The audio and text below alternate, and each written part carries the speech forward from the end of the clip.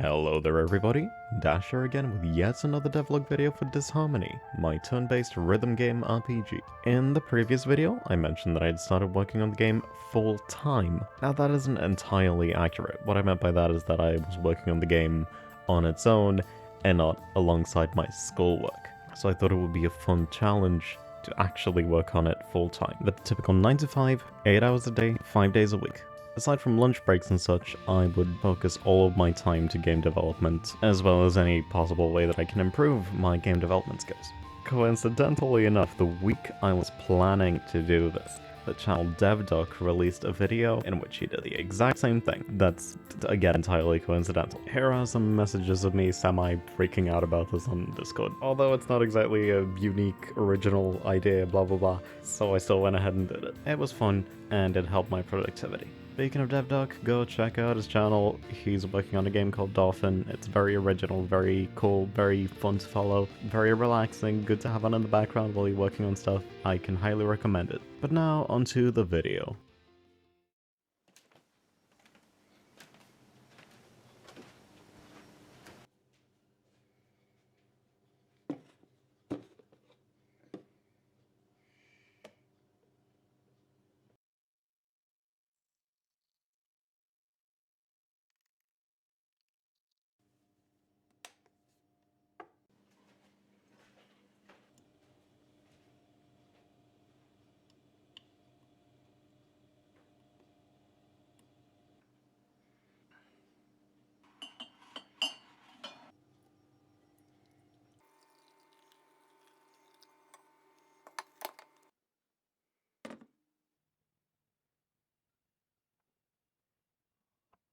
When my coffee was ready, I decided to take a quick shower, and then I was ready to get going just a few minutes before 9 AM.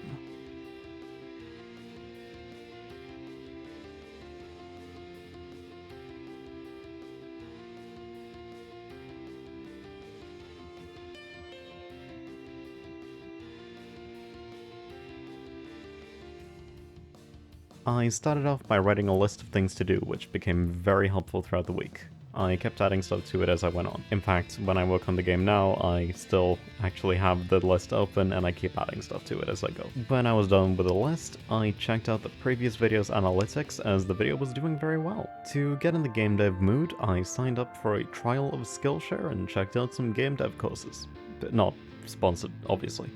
The first class I followed was a short 30-minute one, The Psychology of the Player Experience, Game Design Fundamentals by Jack Wakeham. It wasn't anything revolutionary, but it was an interesting class which made me think about things like gameplay balance and difficulty in a way I hadn't quite done before. I then spent about half an hour fixing the remaining bugs related to the new implementation of the game's battle system. In case you didn't watch it, in the previous video I went about re-implementing the game's battle system since the previous code I was working with was not very good, and even when I'd finished the battle system there were still some bugs lingering, so I went about fixing those. In the previous video I also showed off my new PC setup, and while it's about a quadrillion times better than before, I knew something was missing. I wanted to keep something on my desk that would keep me inspired, something I could look at and be like, yeah, that's it, that's what I'm gonna go for.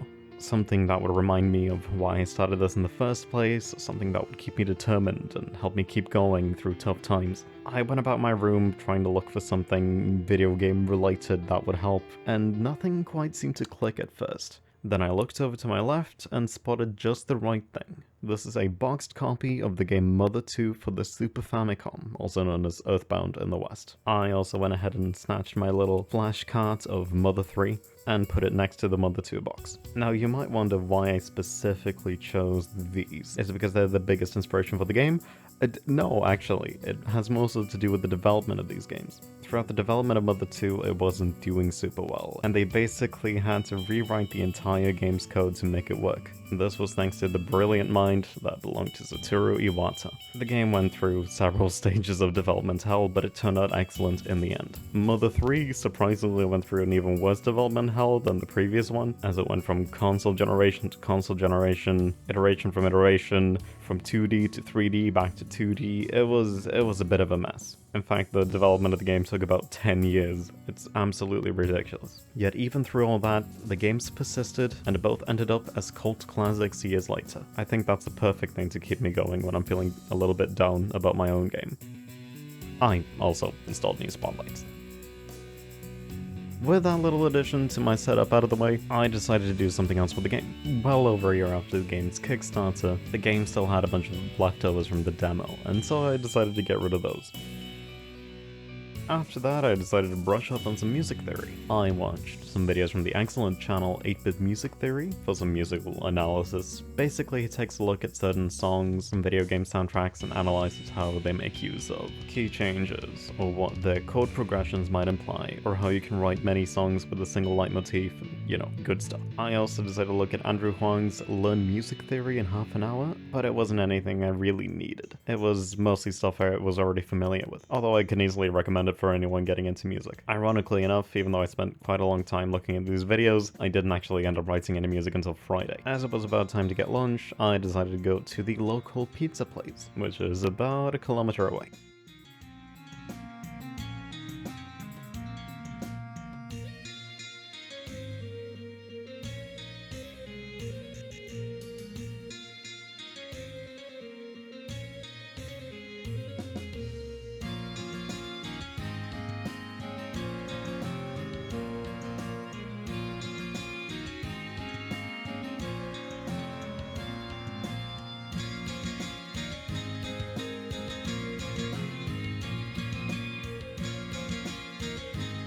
Now, as I was working on the video, I realized that this may have come across as irresponsible, considering there's a pandemic going on, but I made sure to maintain social distance, I made sure to wash my hands and everything. I was being as safe as possible, so there's no need to worry.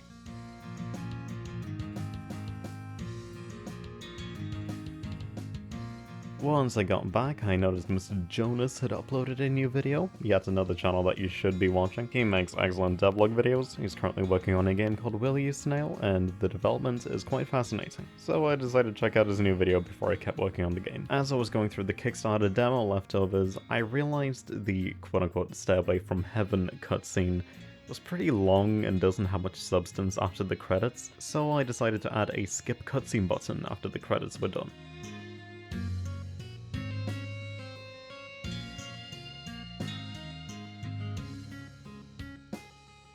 There's a scene early on in the game where the character Ash laughs at the player, and to add some exaggeration to the scene, I animated her laughing and banging her hand against the table in a sprite. It's a typical little sprite animation with some smear frames and stuff. And that's it for Monday.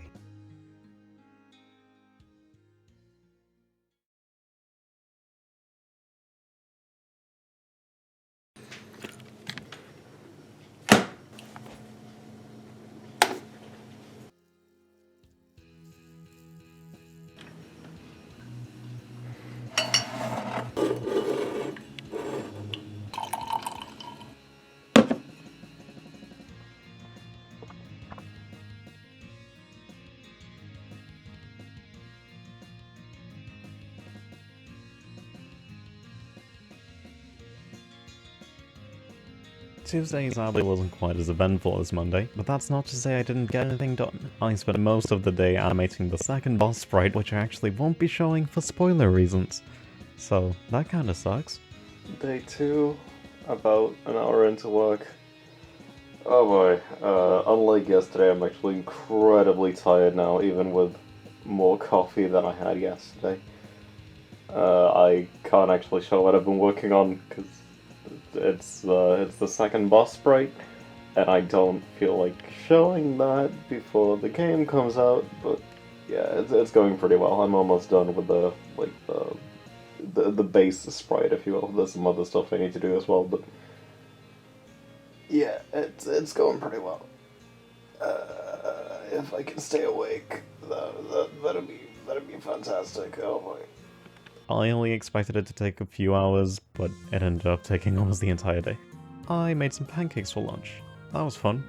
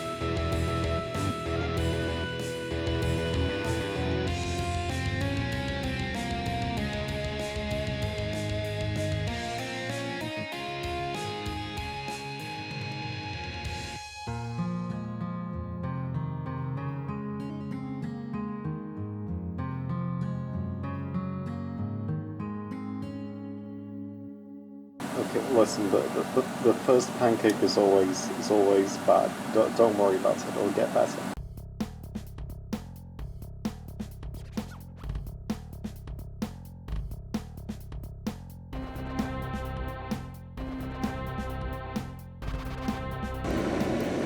It's much better.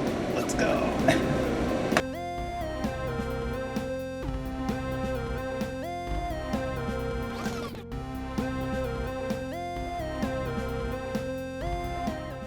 Just now past 2 p.m. and I am back to work. Still working on the second boss, I won't be showing it, sorry.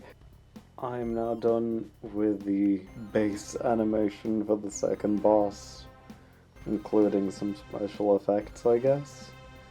I expected this to take like an hour or two.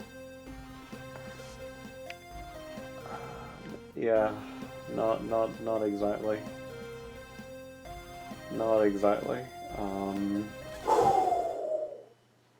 It's not necessarily that the animation is crazy, or that the sprite is incredibly highly detailed or anything. I've just been struggling a lot with the sequence system because a certain thing I wanted just didn't want to work. I don't know if it was a bug with the software, or if I just didn't see the right option or whatever. But either way, I had to do a massive workaround just to make the whole thing work. But yeah, it looks good. I won't show it. But it looks good, trust me. At least I think it does. Oh, yeah. I'm gonna take a short break, and then I'll get back to it in a bit. When I was done with the boss sprite, I made some minor changes here and there. The message that pops up when you beat an enemy now says Harmony Restored instead of You Won. And that's really about it for Tuesday.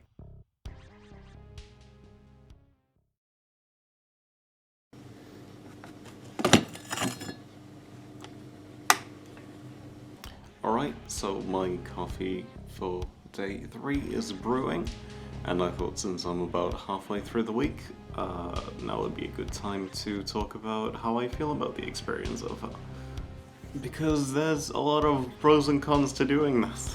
Now, in general, I do actually quite like this. I'm not a fan of getting up early in the morning. I'm not a morning person at all.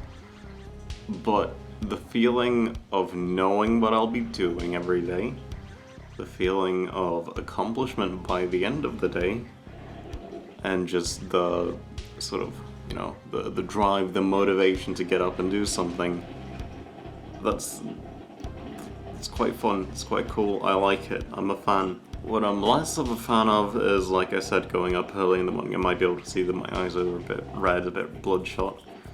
I'm very, very, very tired. I haven't had to go up early in the morning in a few months, since I graduated. Going from sleeping to like almost 11 a.m. every day to sleeping till about 8. It's a bit of a difference. It's a bit of a difference. It's not, yeah, it's not quite the same. I've had these moments, like when I was in the shower just like a few minutes ago, where I was just constantly thinking about like what I can do, what I need to improve, like when am I gonna be done with this, how am I gonna implement this thing, and it's cool to be in that mindset basically all the time. That's really neat. But then obviously the stuff like you don't have as much free time, I think that was pretty obvious. I would still say that I spend a lot of my time on the game, but when I'm on this schedule where I need to get up early in the morning, and you know that means I need to sleep early as well, it does feel a lot more restricted, which I guess is kind of the point of it.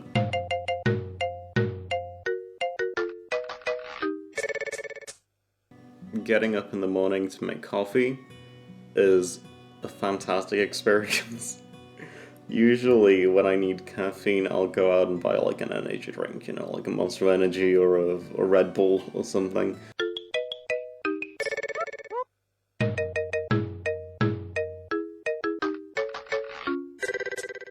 Overall though, yeah, I actually really like this experience. Sure, there's a few things here and there that kinda suck, but it's like, it feels worth it in the end, because, I mean, I get to work on this game that I really want to get done. So, yeah, those are my general thoughts. I don't know. I also just woke up, like, less than an hour ago, so I'm sorry for being a little groggy.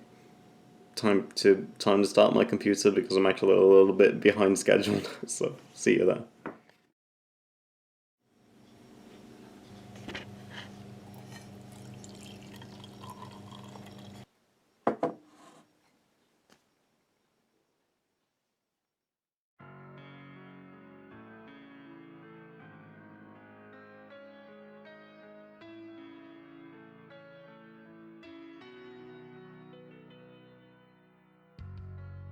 When I booted up my PC, I noticed my latest video had a comment from Mr. CringeMaster64, who very kindly asked me to give his video some criticism. So I did. Now, the game's going to have a stealth segment. I know. But to make sure it's as painless as possible, I've done some extensive research on the topic. Prior to the making of this video, I'd played through the first 3 Metal Gear Solid games for research purposes. The reason I'm bringing this up is that I kept doing research into stealth game design by watching some videos by Game Maker's Toolkit, as well as BauerDesignSolutions. Ellie, a character I've been mentioning a lot in these past few videos, is sort of your guide throughout the stealth segments, and I thought it would be fun to pay homage to the Metal Gear series by giving her an MGS-style portrait for when she calls the player. I edited and imported some portraits I drew about a week or 2 prior, which took a while. I then made a small design document for the stealth segment to make sure I had the basics planned out.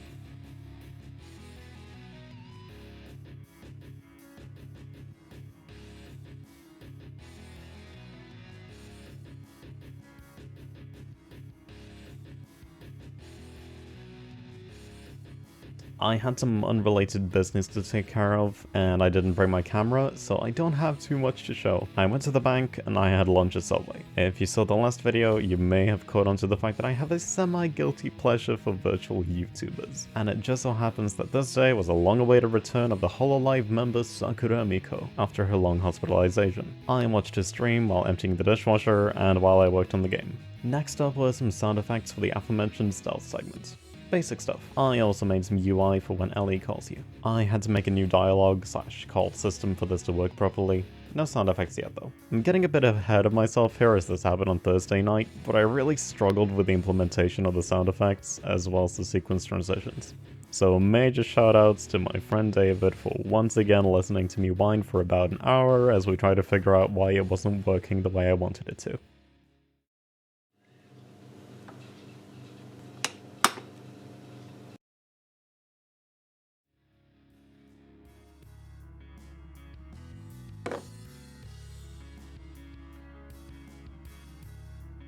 I worked on the call system for a while longer and struggled quite a bit. I had just made some major progress when the game, for whatever reason, refused to compile. So, the project kind of broke, like it wouldn't compile for some reason. So I had to close Game Maker Studio and I'm opening it up again in case it's corrupted. You'll get my honest reaction. Please don't let it break, please. Please. Sprites. I can see the sprites. Let's try and compile the game. Oh boy. Some texture, writing junk.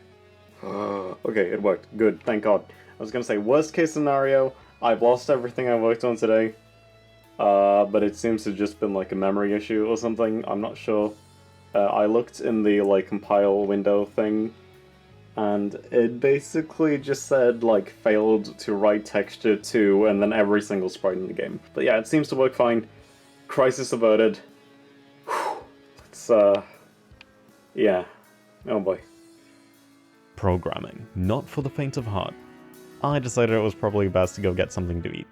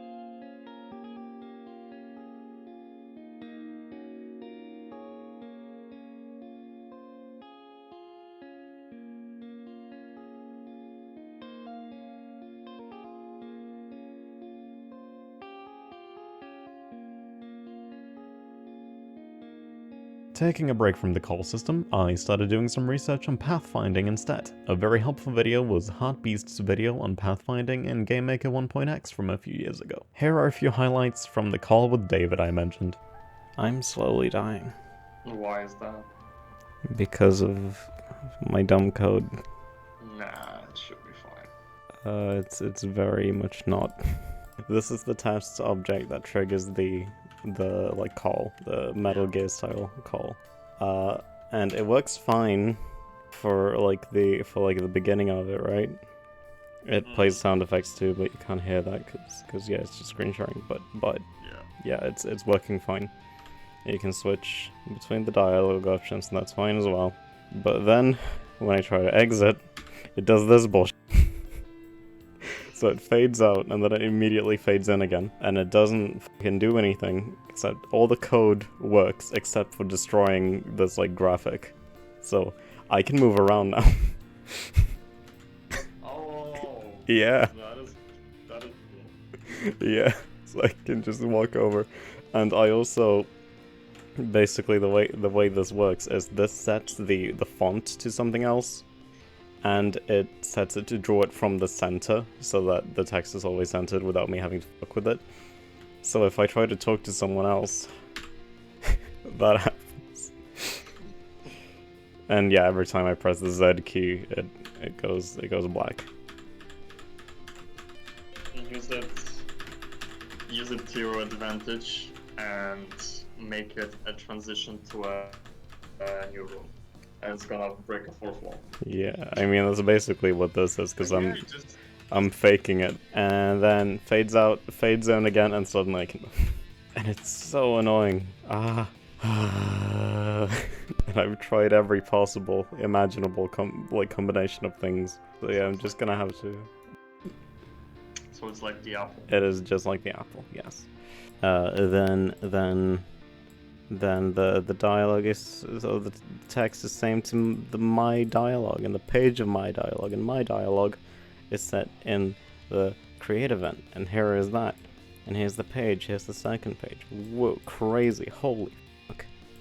But it just doesn't want to fucking disappear, and I don't know why. Here's an entire object I made just to close the sequence, but it doesn't fucking work.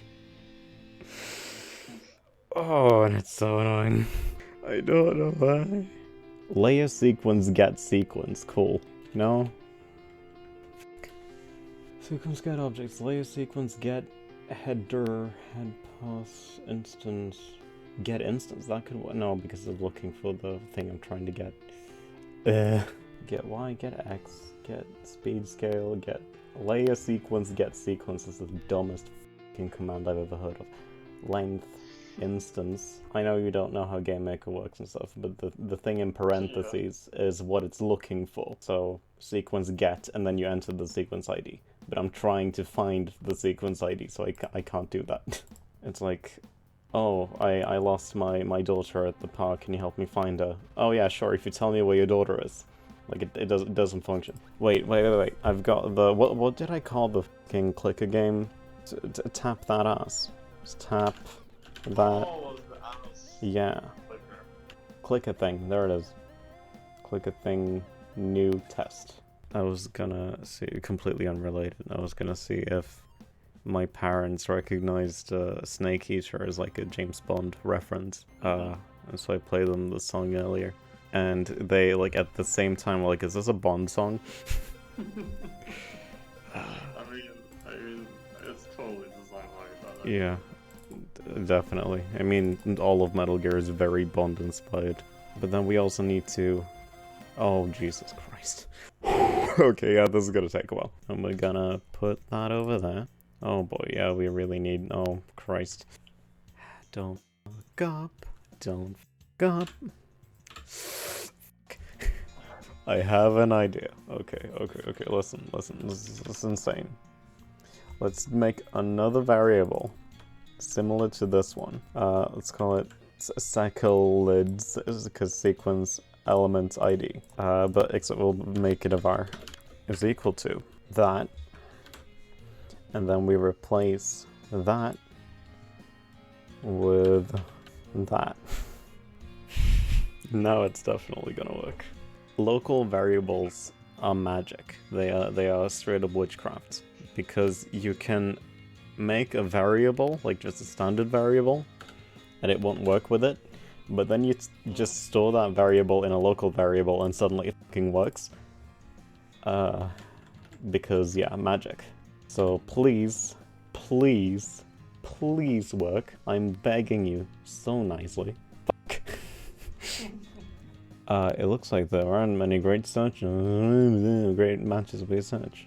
Because there's nothing to do with quotation marks. Unless the layer name is the problem. Except this is the wrong project. This is the shitty clicker game. Oh yeah. But now it's line 8. What? Yeah. That's progress. Unable to convert to integer. Going further.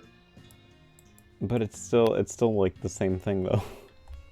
Sequences are great to work with. They're just very confusing to implement. Geography markup language. Yeah, that's not exactly what I mean by GML. Is it just the creation process that's the element ID? Is that all it is? You know what? I'm just gonna set this to be the same as that.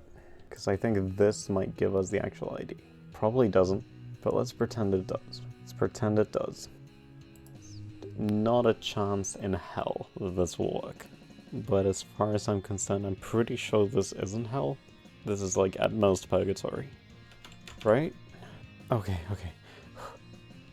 And... oh! I mean, almost. Yeah. Almost. That is like a major step up. Yeah, it's getting closer. 2, 3, 5, 6. It started like a hair or something, and then it just like didn't even animate, and I don't know what that's about. Yeah. Fuck, it still does it. Maybe I should add like, instead of it being this, which is what I want, but you know. But what if I just add like text that says bye or something, since it doesn't work. I mean, workarounds, right? Yeah. If it doesn't want to work, then yeah, whatever. No, wait, I should probably hit edit image before I do that. I had trouble with the closing animation since it wouldn't play for whatever reason, so I just made it say bye instead.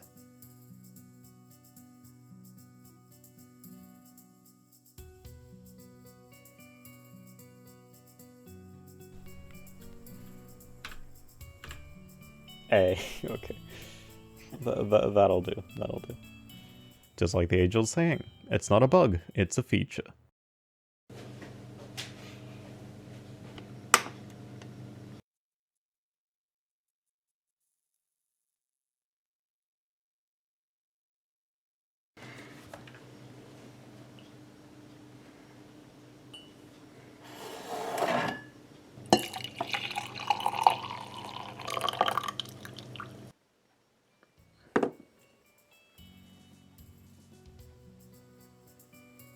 Here we are, final day of the week. I'll be real with you, I really struggled on Friday. Starting off, I overslept by a few minutes. That didn't actually end up being a very big deal, however, since I didn't actually have lunch. Anyways, I spent almost the entire day writing music. One song, more specifically. You see, at the time, all the main characters in the game had a theme song, but Ellie did not. Ellie is into techno music, so I thought it would be fun to write something with techno vibes. However, most of my musical expertise, quote-unquote, lies in the world of rock and metal. This was definitely an uphill battle. Starting off, I spent about half an hour selecting various instruments and sounds in FL Studio. I tried writing a bass line, but nothing was really coming together. I then tried making some sort of beat, but it sounded terrible. Oh lord. I eventually managed to write a pretty neat melody, but something about it sounded awfully familiar. I then realized I had just written the melody to Moonsetter from Homestuck in an 11/8 time signature. I spent some time rewriting the melody and the accompanying organ track, and I eventually got it to sound somewhat unique, even though it's still very Moonsetter-esque. I cleared up my head a bit and started taking the whole thing a little less seriously. I did my best to loosen up and just have fun. I decided to include some retro game samples from various games and consoles, since Ellie's a bit of a nerd. For example, the bass samples are from the Sega Mega Drive, the drums are from Bomberman Hero, and the lead tracks have a very chiptune-y vibe to them. I also added some dubstep-y wub-wub sounds, and some record scratches. The result is definitely a bit of a mess. It doesn't really fit into any genre. It's essentially a big mix of lo-fi, dubstep, chiptune, bit of hip-hop, and whatever else. Like I've already established, my knowledge of techno music is very limited. Despite this, I think the song sounds pretty alright.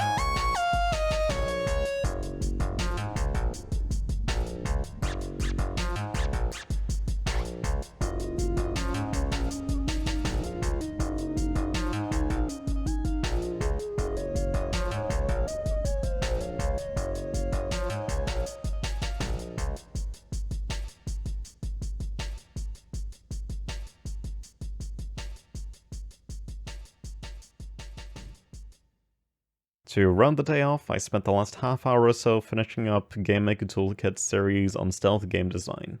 A calm end to an unusually stressful day. And there we go, that's a full week of game development. I gotta say, this was quite the experience. I'm not sure how well it came across in the video since I haven't shown all the stuff I worked on, but I got one hell of a lot of work done. I was very tired at times, and the last day was a bit stressful, but overall I had a lot of fun with this little experiment. I'm still trying to figure out what my schedule's going to look like, but I'm pretty sure it won't be quite like this. All in all, this week was very eventful, and I would certainly call it a success. If you guys end up liking this type of content, I might do it again sometime soon. I can't make any promises though, since the amount of work I had to put into the script and editing and everything else was quite overwhelming. I should also mention that this video is about a week overdue, since I had a very busy week trying to do some stuff that I'm not sure if I should mention online yet, but basically I've been quite busy. Thankfully, I think the video turned out pretty okay, so that's cool. With all that said, I hope you enjoyed the video, and as always,